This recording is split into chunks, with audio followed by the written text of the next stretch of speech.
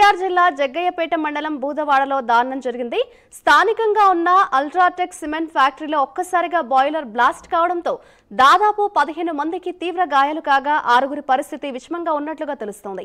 దాంతో హుటాహుటిన స్పందించిన స్థానికులు క్షతగాత్రుల్ని ఆసుపత్రికి తరలించారు. గాయపడిన వారిలో 6 మంది బీహార్ కూలీలుండగా 9 మంది స్థానికులున్నట్లుగా తెలుస్తోంది. అయితే బాయిలర్ పేలిన వెంటనే సిమెంట్ ఫ్యాక్టరీ ప్రతినిధులు పరారైనట్లుగా తెలుస్తోంది. మరోవైపు అధికారులు ఈ ఘటనపై స్పందించకపోవడంతో స్థానికులు ఆగ్రహం వ్యక్తం చేస్తున్నారు.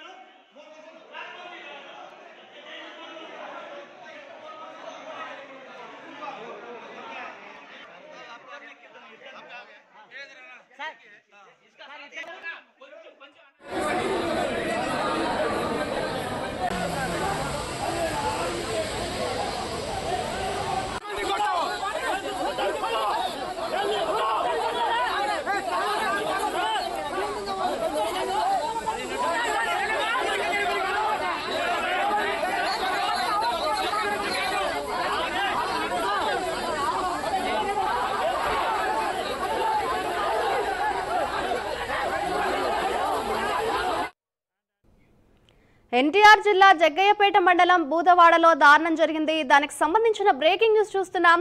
స్థానికంగా ఉన్న అల్ట్రాటెక్ సిమెంట్ ఫ్యాక్టరీలో ఒక్కసారిగా బాయిలర్ బ్లాస్ట్ కావడంతో దాదాపు 15 మందికి తీవ్ర గాయాలు కాగా 6గురి పరిస్థితి విషమంగా ఉంది. దాంతో హుటాహుటిన స్పందించిన స్థానికులు క్షతగాత్రుల్ని ఆసుపత్రికి తరలించారు.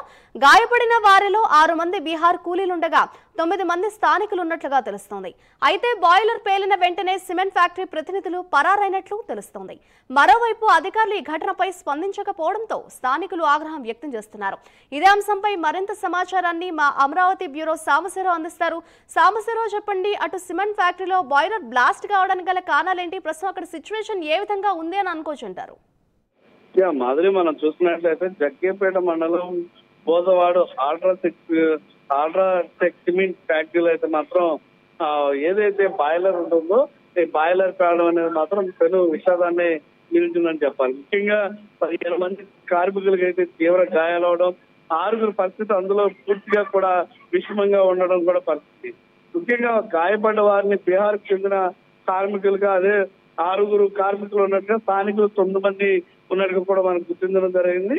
మొత్తం మీద ఈ ఘటన జరిగిన తర్వాత స్థానికంగా కావచ్చు, ఉన్నటువంటి ప్రజలు ఎవరైతే కర్మాగారం పైకి వస్తారని దాంతో కావచ్చు, ఏదో ఇతర కారణాల వల్ల కావచ్చు, దాడి కారణాలు తెలవాల్సినటువంటి పరిస్థితి ఉండడంతో అక్కడ సిమెంట్ ఫ్యాక్టరీకి సంబంధించినటువంటి కర్మాగారానికి సంబంధించినటువంటి అధికారులు ఎవరైతే ఉన్నారో, సిబ్బంది ఎవరైతే ఉన్నారో వాళ్ళందరూ కూడా మెయిన్ గా ఉండేటటువంటి వారందరూ కూడా పరారు కావడం, అదేవిధంగా ఘటనా స్థలం వైపు అధికారులు కూడా కన్నెత్తి చూడకపోవడం అయితే పలు విమర్శలకైతే సాగుతుందని చెప్పాలి. ఎందుకంటే ఇక్కడ జరిగినటువంటి దుర్ఘటనని పరిశీలించాల్సిన పరిస్థితి అధికారులకు ఉంది. అక్కడ జరిగినటువంటి దుర్ఘటనకు సంబంధించి అక్కడ ఉన్నటువంటి ఫ్యాక్టరీలో ఉన్నటువంటి ప్రతినిధులు ఎవరైతే ఉంటారో అర్జెంట్ గా స్పందిస్తూ చర్యలు తీసుకుంటూ ఏదైతే గాయాల పడ్డ వారు కాబట్టి క్షతగాతులు ఎవరైతే ఉన్నారో అందరినీ కూడా ఆసుపత్రికి తరలించి వారికి చికిత్స చేసే కార్యక్రమాన్ని కూడా చేయాల్సినటువంటి అది అటు ఏదైతే ప్రతినిధులు ఉంటారో వాళ్ళందరూ కూడా యాజమాన్యానికి సంబంధించినటువంటి వారు ఎవరు కూడా స్పందించకపోవడంతో ఇక్కడైతే మాత్రం తీవ్ర విషాదం నెలకొంది. అదేవిధంగా ఈ ఘటన పైన కూడా స్థానికంగా ఉన్న వారందరూ కూడా కోపంతో ఉన్నటువంటి పరిస్థితి. ముఖ్యంగా మనం చూసినట్లయితే గాయపడ్డ వారిని స్థానికులు స్వచ్ఛందంగా ఆసుపత్రికి తీసుకెళ్ళడం అనేది ముఖ్యంగా మనం గమనించాల్సినటువంటి పరిస్థితి. ఎందుకంటే అక్కడ ఏదైతే అక్కడ ఫ్యాక్టరీలో ఉన్నటువంటి వారు తీసుకెళ్లాల్సిన పరిస్థితి, అక్కడ కంపల్సరీగా అంబులెన్స్ ఒకటి ఉండాలి. అంబులెన్స్ సదుపాయంతో వాళ్ళందరికీ ట్రీట్మెంట్ ఇవ్వాలి. అలాంటి ఏది కూడా చేయబడడం కూడా అక్కడ పలు విమర్శలకు దారిస్తున్నటువంటి పరిస్థితి. మొత్తం మీద ఈ గాయపడ్డ వారు కావచ్చు, ఏదైతే తీవ్ర ఇదైనటువంటి వారు ఎవరు, గాయాలైనటువంటి వారు ఎవరైతే ఉన్నారో వారందరికీ కూడా గవర్నమెంట్ తక్షణం స్పందించి మెరుగైన వైద్యం అందించాలంటూ కూడా స్థానికులు కోరుతున్నటువంటి పరిస్థితి.